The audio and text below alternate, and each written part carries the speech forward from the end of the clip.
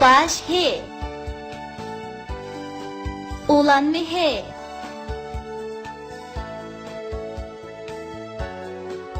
Her çoktu Hasan'ni işip çıktı yüzleri. Hepip çıktı Hasan'ni karıkı boldu kezleri.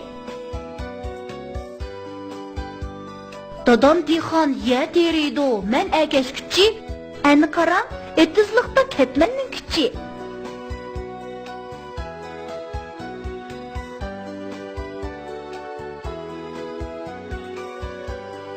Hağa, şim qoşulsa, haşim buludu. Hey, aha, işim, haşim. Huğa, run qoşulsa, burun buludu. He, hu, re, uru, ne, run, burun. Mihqa, man qoşulsa, mihman buludu. Me, he, meh, me, aman, man, mihman. Bağa, har qoşulsa, bahar buludu. Be, aba, he, aha, re, har, bahar. Mihqa, nat qoşulsa, mihnat buludu. Me, he, meh, ne, ana, tenat, mihnat. He, aha, se, asa, ne, sen, hasan.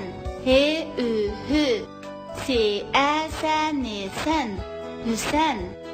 He, aha, re, ara, hara. Ta, re, te, tar, te, iti, tartti. Hasan, hüsen, hara, tartti.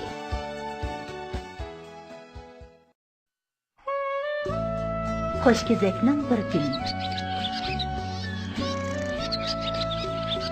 Bizda mundaq bir maqol bor. Ajr qilsang mehnat topasan. Qoldirin. Ishchan, chidamliq bo'linglar. Hargiz o'rin bo'lib qolmanglar. Harakatda barkat. Bu jafo chekmay halovat ko'ngil bo'lmaydiganligini bildirdi. Dada, nasihatingizni cho'qim esimizda saqlaymiz. Dada, o yerga qachon yetib bormiz? Hozirla.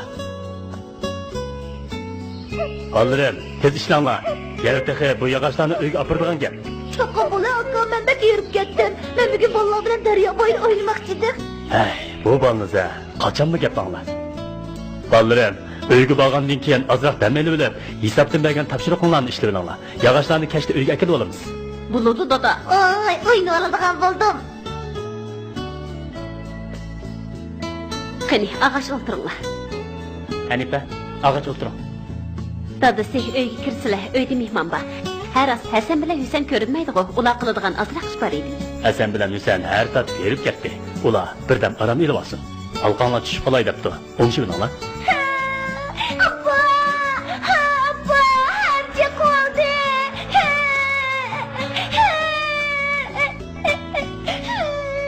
Her bacayla oynamasang bo'lmamdi. Qayerda o'ynagansan? Qo'lda o'ynayotdim, bilmay qopdim men. O yerda her uğusu bakken birden dilim meni qarshi oldi. Har chaqqa yerlaringga malham surib qo'yay. 1-2 kunda o'ngshilib qolasan. Bundan keyin har bajayga hargiz borma. Har qanday qishda akandan o'rgangan